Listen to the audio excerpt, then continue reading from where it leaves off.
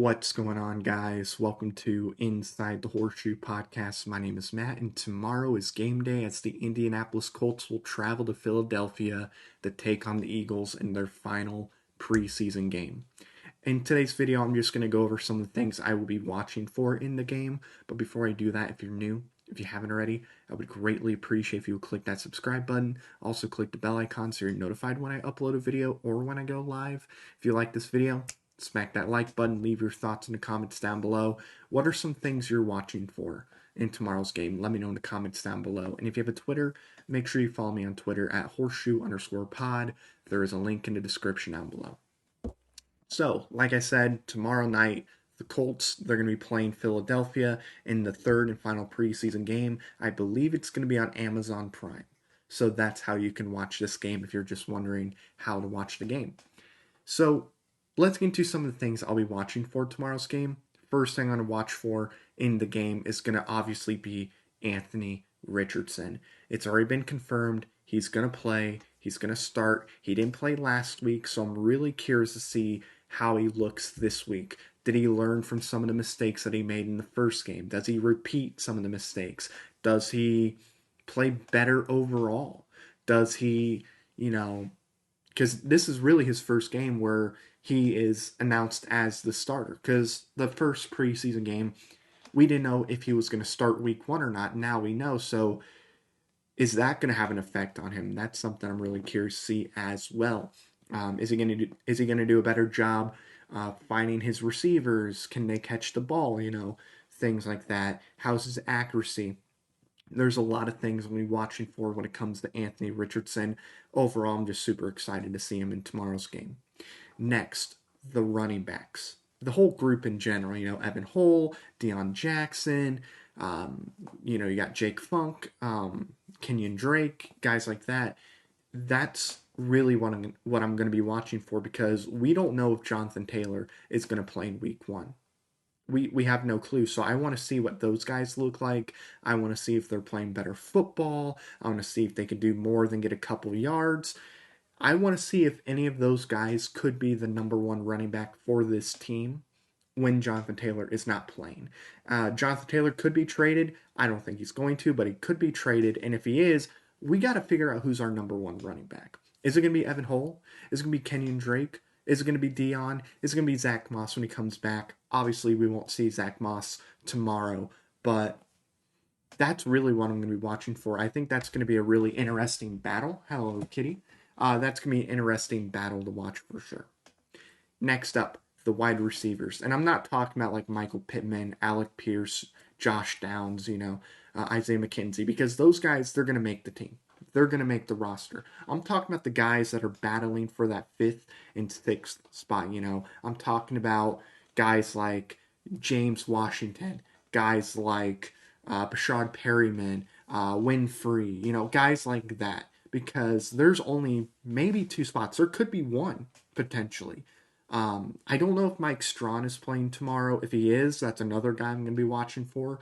Because I think that battle for the final 1 or 2 spots is going to be very, very interesting to see. So I'm going to watch those guys. I'm going to see if any of them stand out. Like DJ Montgomery is another guy I'm going to be watching for. I'm really curious because if it was Ashton Dulin, it would be a more intriguing battle. Like if Dulin didn't get hurt, because that'd be 1 spot at the most. But with Dulin out, we're probably going to need 2. Who's going to stand out? Who's going to get that final spot? That's something I'm very curious about as well. And that's something I'm going to be watching for in tomorrow's game. Next up, offensive line. The depth on the offensive line. I'm not talking about Quentin Nelson, Ryan Kelly, Bernard Raymond, guys like that. Look, they're good. They're fine. I think those guys will be okay. But I'm talking about, your Blake Freelands, your Danny Penters, guys like that. That's really what I'm going to be watching for tomorrow's game too. Can they continue to play better? I thought the depth was okay last week. Like I thought they were better than they were in week 1, especially in the pass department. But the Bears pass rush wasn't really that great last year. So you're going up against better depth this week. So I'm really curious to see, can they protect Gardner Minshew? Can they protect Anthony Richardson? Can they protect Sam Ellinger and not have them run all over the place and running, for their lives? That's something I'm going to be watching because we need good depth. I'm a little concerned about the depth. So hopefully they play better football and I'm not as worried for the depth. Next up after that, the last thing I'm really going to be watching for is going to be the secondary. They're going to be going up against better receivers this week. So I'm really curious to see guys like Brents and Rush and Johnson and guys like that. I'm really curious to see what they do, and I'm really curious to see if we have our number one and number two corners locked in, right? Because it looks like guys like Darius Flowers, he's going to be probably a starter. Kenny Moore's obviously going to be starting, but I'm watching the depth and I'm watching some of the other guys that could potentially become a starting corners for this team, and I want to see what they can do against better competition. Um, that's a very young group, and it's a group that I'm a little concerned about right now just because of the inexperience that our corners and secondary has. Safeties, I'm fine with. Guys like Blackman and Thomas, guys like that, I'm fine with. And I can't remember his name, but no, I'm very curious though about the corners and just the inexperience they have right now. Is there any corners that I'm gonna feel a little more confident in after this game? That's what I'm gonna be watching for as well. And that right there is going to do it, guys. Thanks so much for watching this video.